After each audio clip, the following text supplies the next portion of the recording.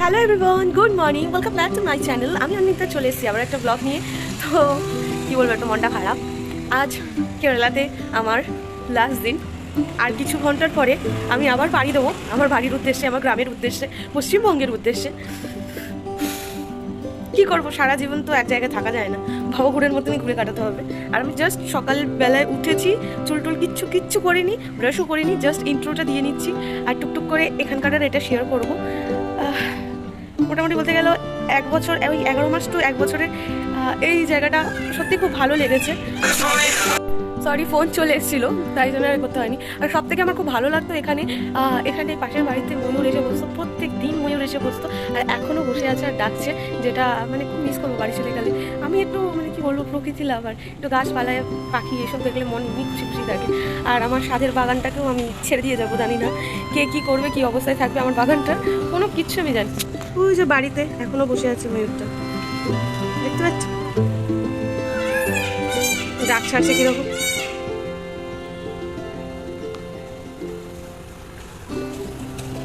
এই যে আমার স্বাদের বাগান, কী হবে জানি না। আর এতদিন ভালো করে আমি দেখাতে পারিনি, কারণ লন্ডনে থাকতো। আগেও যদি বা ছোটোখাটোর মধ্যে শেয়ার করেছিলাম। এই হচ্ছে আমাদের ঘর, নিচ থেকে এই সিঁড়ি দিয়ে উঠে আসতে হবে। এই হচ্ছে ঘর। ঘরের এই প্রথমটা হচ্ছে কি যে লিভিং রুম ছিল। এখানটায় ঠাকুর রেখেছিলাম, এখানে পুজো পাঠ হতো। এখানে হচ্ছে শাশুড়ি মার মানে ছবি দেওয়া ছিল এখানে। আর এখানটা তো ওই সেই কানখাট ছিল মশলাপাতি রাখার। এই জানলার মধ্যে আমি কত কী রেখে দিয়েছি, এরকম আরও রাখা ছিল। আর এদিকে ওভেন ছিল, এদিকে থালা বাসন, এখানে একটা থালা বাসন রাখা র্যাক ছিল, ওইখানে এই হ্যাঙ্গারটা ছিল টাঙানো। আর জল এখান থেকে থাকতো বাইরের জায়গাগুলো। আর এই হচ্ছে আমাদের রুম, শোয়ার বেডরুম। এই বেডরুমে এই ব্যাগপত্র সব রেডি, 1 2 3 4 5টা ব্যাগ টোটাল। এখনও তারিখ হয়েছে, জানি না এরপরে কি হবে না হবে। এই এতগুলো ব্যাগ রয়েছে, কি করবো কিচ্ছু জানি না। দেখো, আর এই হচ্ছে বাথরুমও খালি। যাবার সময় আসলে সব কিছুই খালি হয়ে যায়, কিছুই পূর্ণ থাকে না, যেন সব কিছু খালি করে দিয়েই যেতে হয়, এরকম একটা হয়ে গেছে। মনটা খারাপ হয়ে যাচ্ছে। এতদিন থাকলাম না, একটা জায়গায় থাকলে একটু মায়া পড়ে যায়। এই হচ্ছে আমার সাথের বাসা বাড়ি, যেটাতে ভাড়া নিয়ে আমি 1 বছর কাটিয়েছি। অনেক ঝগড়া করেছি, অনেক মজা করেছি, অনেক খুনছুটি করেছি, অনেক কিছু করেছি। সব কিছুই ইউটিউবে দেওয়া রয়েছে, অল্প অল্প করে ভিডিও। যখন মন খারাপ হবে তখন ওইখান থেকেই দেখে নেবো নাই।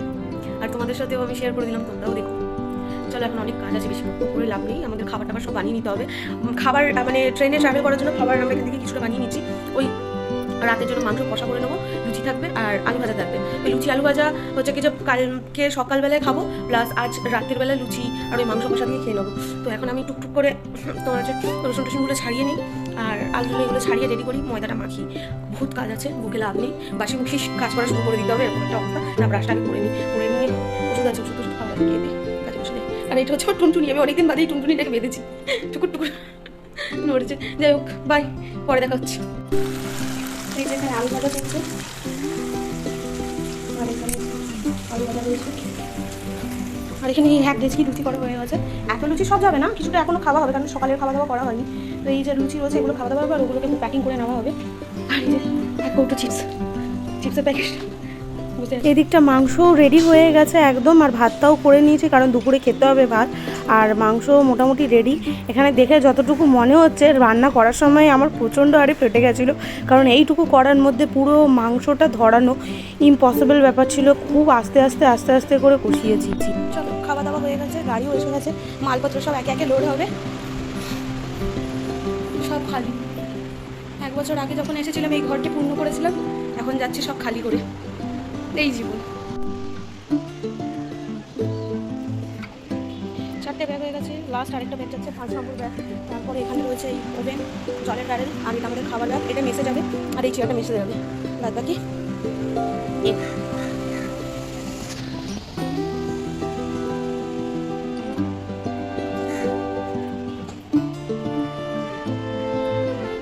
কাঁধে পড়বে। তুমি রান্না করো, তুমি তো আসবে, তুমি চাটা করবে, তাই তো তুমি তো আসবে। এবার আসছে মজার দৃশ্য, এবার উঠবে গাড়ি, উঠছে কিন্তু সোজা নাই কিন্তু রাস্তা, আমরা কিন্তু একদম শুয়ে পড়েছি। উঠছে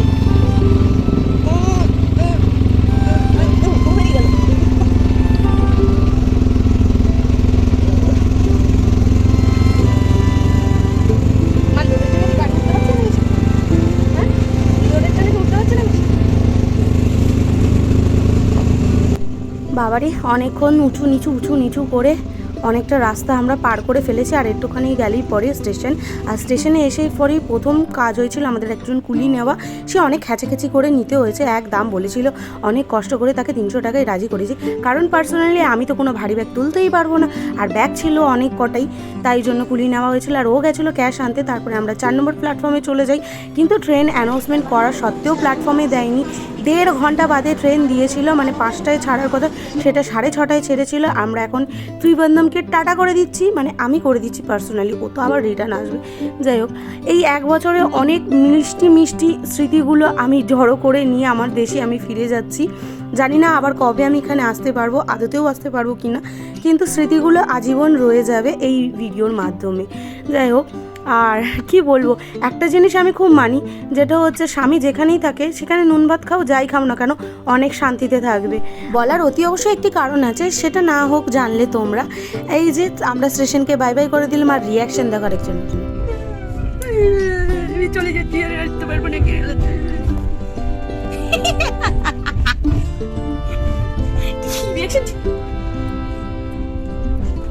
এটা আমার পার্সোনাল সিট, আর ওটা বারোয়ালি সিট। এবার এই লোককে কি করে বোঝাবো যে এটাই তো আসলে ভালো লাগে। যাই হোক, ভাত অনেকটাই দুপুরে বেঁচে গেছিলো, তাই জন্য ভাতই খাচ্ছি রাত্রিরে, আর সাথে মাংস কষা আর একটা পেঁয়াজ ছাড়িয়ে নিয়েছি। আর ভাতটা কোথায় এনেছিল জানো, ওই যে নুনের কৌটোটার মধ্যে। আর খাওয়া দাওয়া শেষে এখন সকালই আমরা শুয়ে পড়ছি, কারণ কি মাঝ রাত থেকেই স্টেশনে মানে প্ল্যাটফর্ম থেকে লোক উঠবে, আর আমাদের মানে ঘুমে দফা হয়ে যাবে, তাই তাড়াতাড়ি একটু ঘুমিয়ে নিচ্ছি। ফার্স্ট অফ অল আমি এই সাইডে শুয়েছিলাম, কিন্তু আমি শুতে পারছিলাম না বলে আবার আমি ওই সাইডে চলে যাই। আর এই যে আমি এখানে শুয়েছিলাম, বাট আমি ওকে এখানে পরে ট্রান্সফার করে দিই। তো আজকের ব্লগটা আমি এখানেই এন্ড করছি। যদি তোমাদের ভালো লেগে থাকে জানোই কী করতে হবে। দেখা হচ্ছে নেক্সট কোনো ব্লগে। টাটা।